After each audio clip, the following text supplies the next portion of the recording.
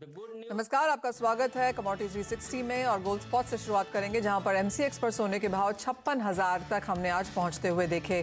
तो वहीं मांग पर छाए संकट के कारण कच्चे तेल और नेचुरल गैस में लगातार दबाव देखने को मिला है। कैसी रहनी चाहिए आपकी स्ट्रैटेजी, इस पर करेंगे बात। हमारे साथ जुड़े हैं एक्सिस सिक्योरिटीज के head of commodities Pritam Patnaik, Kunwar group के Ravi Deora, India bullion and jewellers association के डायरेक्टर सुरेंद्र मेहता। और ब्रेक के बाद हम यहाँ पर एनर्जी पे बात करेंगे। हमारे साथ जुड़ेंगे एनर्जी एक्सपर्ट नरेंद्र तनेजा। लेकिन सबसे पहले आपकी स्क्रीन्स पर सोने को लेकर आना चाहेंगे, क्योंकि जोरदार तेजी हमने ऑलरेडी यहाँ पर इस साल में अब तक बनते हुए देखी है। अगर इसी साल के 2-3 दिनों को यहाँ पर देख लें तो सोने में अब तक 2% की हमने बढ़त आते हुए देखी है। आपकी स्क्रीन पे आप देख सकते हैं 400 रुपए की तेजी के साथ फिलहाल यहाँ पर सोने में कारोबार है और 56,010 रुपए का हाई आज यहाँ पर सोने में बनाया है, जो कि अपने ऑल टाइम हाई से बहुत ज्यादा दूर नहीं है। सुरेंद्र जी, 1861 का हाई आज यहां पर बनता हुआ नजर आया है। कॉमेक्स में ऑल टाइम हाई से काफी दूर है, लेकिन भारतीय बाजारों में ऐसा लगता है कि आज शाम अगर यूएस में कुछ और खरीदारी आती है तो हम अपने ऑल टाइम हाईज आज ही निकालते हुए देखेंगे। इस प्रकार से आज यूरोपियन मार्केट खोलने के बावजूद भी जो गोल्ड के अंदर कोई करेक्शन नहीं आया है, तो ये बहुत ही आश्चर्यजनक है, क्योंकि कल हमने करेक्शन आते हुए भी देखा था, जो वापस आज अर्ली मॉर्निंग सारा करेक्शन को रिकवर कर लिया गया। देखिए, बहुत सारे फैक्टर्स हैं जो गोल्ड के प्राइसेस को एक नई ऊंचाई पर ले जाने के लिए मजबूर कर रहे हैं। हमें सभी को पता है कि इंटरेस्ट रेट ईजिंग हो रहा है, इन्फ्लेशन जो है उसके लिए जितनी उठापटक फेड कर रही है, तो वो ये दो तो मेजर फैक्टर है। हमने पिछले कुछ दिनों में ट्रेजररी बॉन्ड में, यूएस ट्रेजररी बॉन्ड में हैवी सेलिंग देखी है। सेंट्रल बैंक की बाइंग आते हुए हमने नजर आई है। फाइनेंशियल इंस्टीट्यूशन गोल्ड को बाय कर रहे हैं। हमने साथ में ये भी देखा है कि कहीं ना कहीं एक एसेट क्लास शिफ्टिंग होता हुआ हमें नजर आ रहा है। और और ये जो एसेट क्लास शिफ्टिंग होता हुआ नजर आ रहा है, तो नेचुरली गोल्ड जो है वो एक सेफ हेवन एसेट होता है, तो सभी गोल्ड की तरफ ही मूव कर रहे हैं। ये सारे रीजन गोल्ड को अपनी एक नई ऊंचाई पर लेके जाएंगे।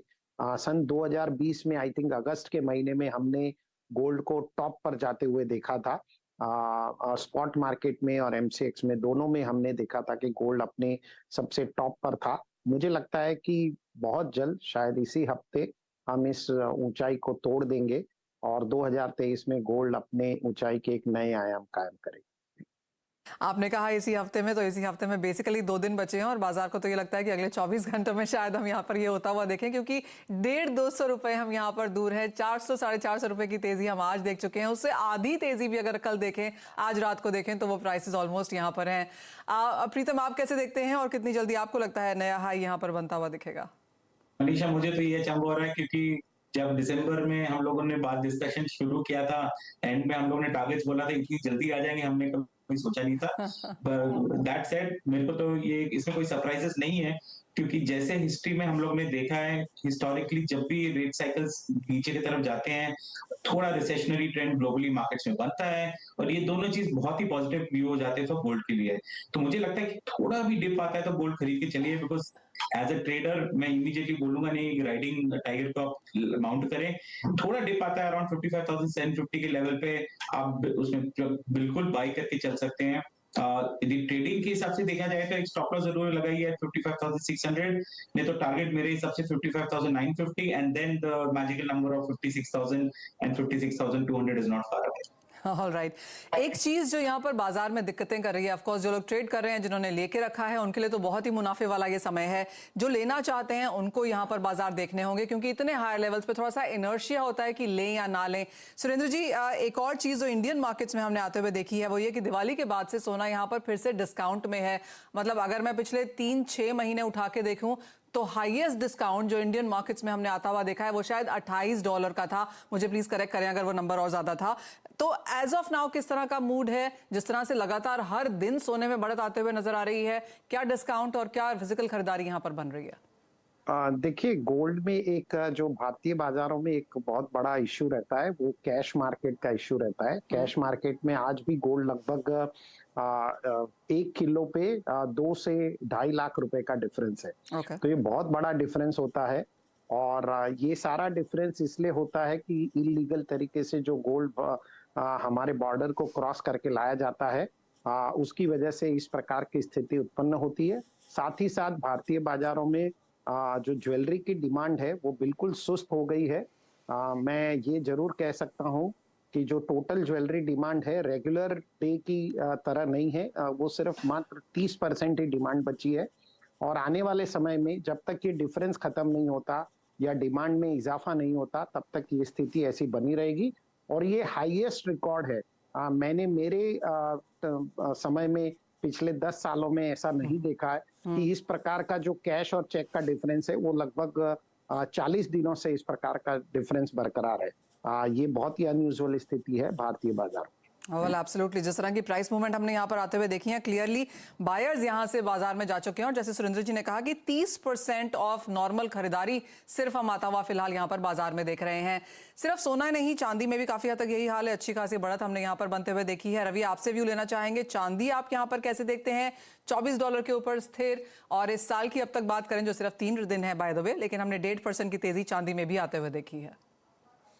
डेफिनेटली गोल्ड के हिसाब से थोड़े फंडामेंटल वहां पे वॉलेटाइल है, पर्टिकुलर बेस मेटल में जो हायर लेवल से प्रॉफिट टेकिंग आया है, तो इससे लग रहा है कि चांदी इतना पेस से नहीं चलेगा जितना गोल्ड चला है। हालांकि चांदी वैसे देखे तो ओवर पीरियड ऑफ टाइम मुझे लग रहा है कि आउट परफॉर्म करेगा फिर से।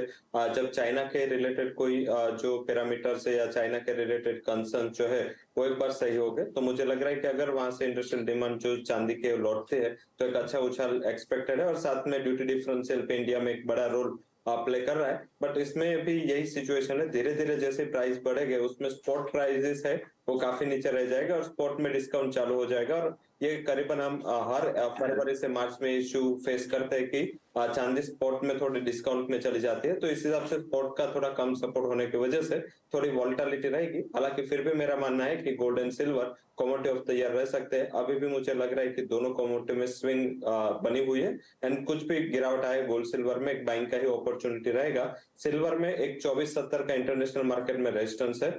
जिस दिन ये रेजिस्टेंस के ऊपर सिल्वर क्लोज होता है एक अच्छी तेजी की उम्मीद करनी चाहिए। डोमेस्टिक मार्केट में रुपए की वीकनेस की वजह से रेजिस्टेंस ब्रेक हो चुका है। 70,500 का एक रेजिस्टेंस था, वो ब्रेक करके सिल्वर सस्टेन है, तो अभी 70,400-500 के बिटवीन आपको बाय करना है। 70,000 तक के स्टॉप लॉस लगा है। मुझे लग रहा है कि 1 से 2 ट्रेडिंग सेशन में 71,200 तक के लेवल्स दिखने चाहिए। अभी जो बेस मेटल की आज कमजोरी है उससे थोड़ा प्राइसेस अभी कैप हो रहा है, बट मुझे लग रहा है कि थोड़ा बहुत रिलीफ रैली आएगा तो एक अच्छा रैली वहां पे 71,200 तक सिल्वर के प्राइसेस मिल सकते हैं। वेल एब्सोल्युटली, अच्छी खासी बढ़त के साथ यहाँ भी कारोबार 1.25% की तेजी के साथ आपकी स्क्रीन पे एमसीएक्स में हो रहा है काम।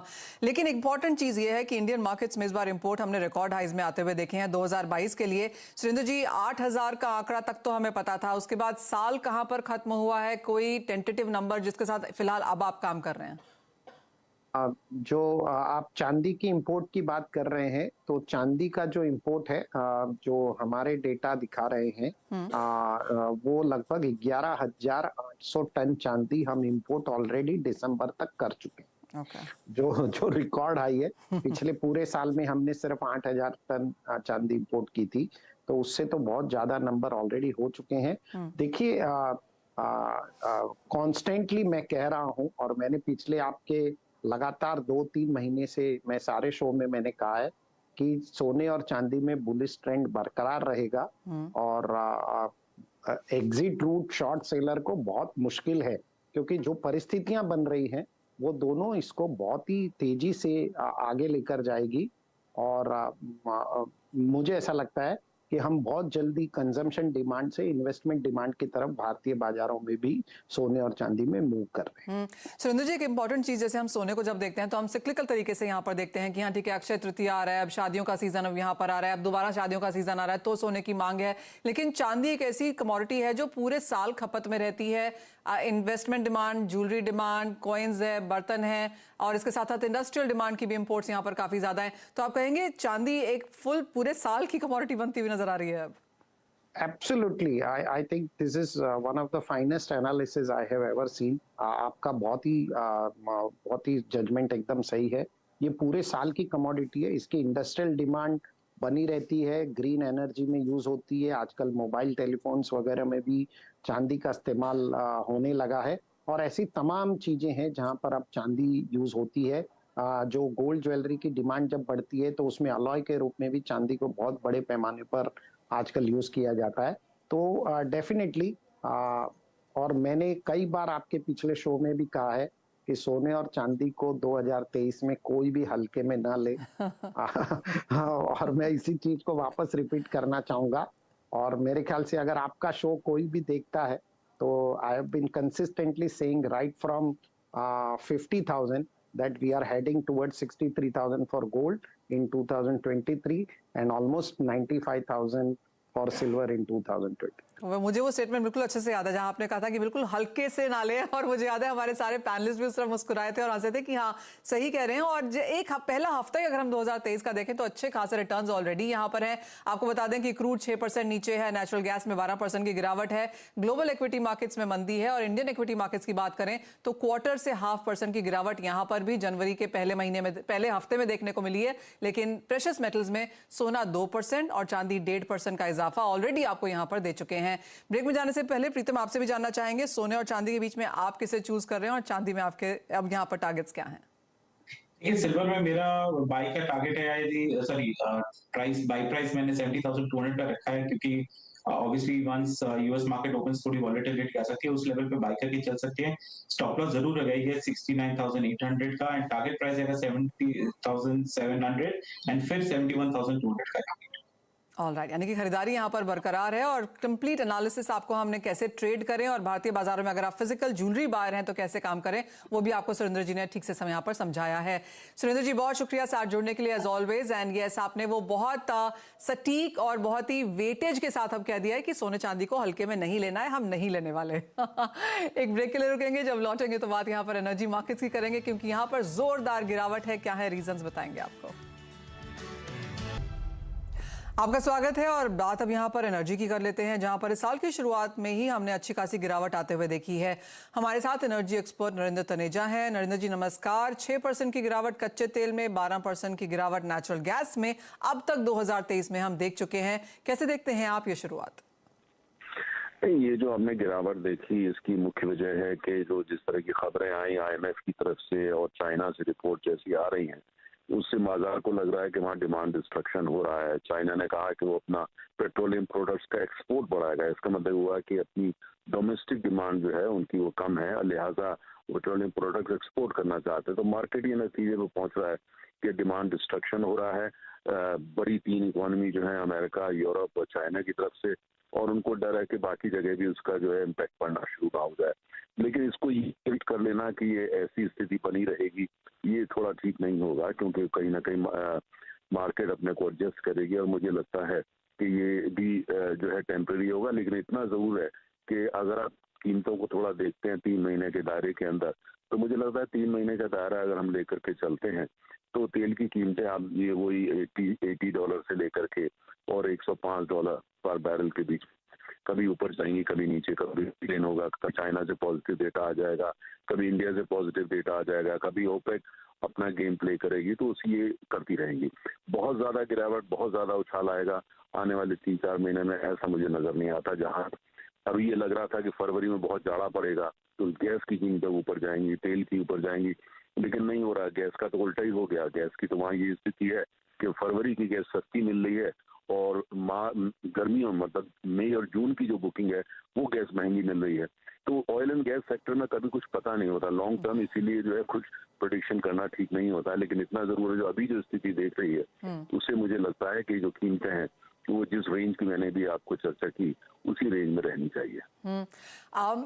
क्लियरली जिस तरह से हमने आज कैबिनेट में यहाँ पर ग्रीन हाइड्रोजन के ऊपर भी यहाँ पर सहमति बनते हुए दिखी है, आपको लगता है बाकी कंट्रीज का रुख यहाँ पर आएगा क्या? उसका कोई इम्पैक्ट कि climate control, 5G, infra, green revolution, क्या आप वो सारी नीतियां यहाँ पर अब जोर पकड़ते हुए देखते हैं इस साल में? देखिए, एनर्जी जो है वो 90% पॉलिटिक्स होती है, चाहे वो रिन्यूएबल एनर्जी हो या कन्वेंशनल एनर्जी हो। अब ग्रीन का हमारे कैबिनेट ने आज फैसला किया, बड़े कुछ एलोकेशन भी हुए हैं, लेकिन ये सब जो है जिसको हिंदी में बोलते हैं दूर की कौड़ी है। ये सब आप 5-6 साल 7 साल बाद इसका जो एनर्जी मिक्स है और उसका इम्पैक्ट पड़ेगा। अभी ये सब ये है कि अभी ऑयल एंड गैस, कोल, यही सब इनकी और सोलर, इनकी भूमिका बड़ी रहने वाली है। जहां तक हाइड्रोजन की बात है, उसकी भूमिका बढ़ेगी, लेकिन वो सब 6-7 साल के बाद। अभी तो उसकी इकोनॉमिक्स जो है वो वायबल नहीं है। अभी जितने प्रोजेक्ट हैं वो पायलट पे चलेंगे, गवर्नमेंट की जितनी स्कीम है वो इंसेंटिव देंगी, लेकिन ये अभी सब बीज बोए जा रहे हैं, अभी तो पौधा शुरू ही नहीं हुआ। तो 6-7 साल बाद हम देखेंगे बाजार पर इसके क्या असर पड़ता है। लेकिन अभी ये आने वाले 4-5 साल ग्रीन एनर्जी जो है वो बाजार को प्रभावित करने लगेगी, वो बिल्कुल नजर नहीं आता। ओके, तो आपको क्या लगता है, क्या हम peak demand, peak supply fossil fuels में देख चुके हैं, या आपको लगता है वो भी अभी देखना बाकी है? नहीं, अभी तो बाकी है। अभी तो देखिए, हम जो है भारत के संदर्भ में देखिए तो आज हम लगभग 5.2 मिलियन बैरल्स प्रतिदिन जो है उसकी खपत है। गैस लगभग 60% इंपोर्ट कर रहे हैं, गैस की भूमिका बढ़ रही है, तो धीरे धीरे 7% की तरफ जा रही है एनर्जी मिक्स के अंदर। और ये सब बढ़नी है। तेल जो है वो 5.2 से वो तो कम से कम 8 ट्रिलियन जाएगा पर डे, है ना। और दूसरी तरफ गैस, और उसकी भूमिका भी बढ़ेगी। कोल की भी जो है खपत और आगे वाले टाइम में बढ़ने वाली है। अगर हमको ग्रोथ रेट 7% रखनी है, 8%, 10% लेनी है तो और ज्यादा बढ़ेगी। रिन्यूएबल भी बढ़ेगा, सोलर भी बढ़ेगा, विंड भी बढ़ेगा, लेकिन कन्वेंशनल एनर्जी वो भी उसी रफ्तार और तेजी से बढ़ेगी। जहां तक हाइड्रोजन की जैसे बात करें, ये फ्यूचर एनर्जी है। ये सब 6-7 साल के बाद बड़ी स्टोरी बनेंगी आपके चैनल पे भी। अभी तो पॉलिसी लेवल पे ही सब काम हो रहा है। Point taken. और अंडर इन्वेस्टमेंट की एक चिंता है, जिसका शायद सपोर्ट हम लगातार यहाँ पर कच्चे तेल में बनता हुआ देखेंगे भी, तो वो एक चीज ऑफ कोर्स यहाँ पर बाजार में देखनी होगी। बहुत शुक्रिया एज ऑलवेज नरेंद्र जी, साथ में जुड़ने के लिए। हमें मालूम है आप मीटिंग से निकल के आए हैं, बहुत शुक्रिया CNBC आवाज पर आने के लिए। प्रीतम, आप कैसे देखते हैं क्रूड एंड नेचुरल गैस में दोनों में ही क्या स्ट्रैटेजीज होगी?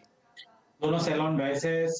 क्रूड यदि 6330 लेवल्स पे आता है वहां पे बेच के चलिए। स्टॉप लॉस लगाइए 6360 का, और टारगेट प्राइस रहेगा 6280 का।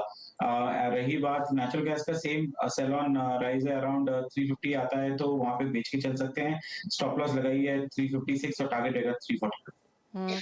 रवि, आपकी क्या टॉप ट्रेडिंग स्ट्रैटेजीज होगी? आपको भी ये लगता है कि नियर टर्म में एटलीस्ट यहाँ पर गिरावट जारी रह सकती है?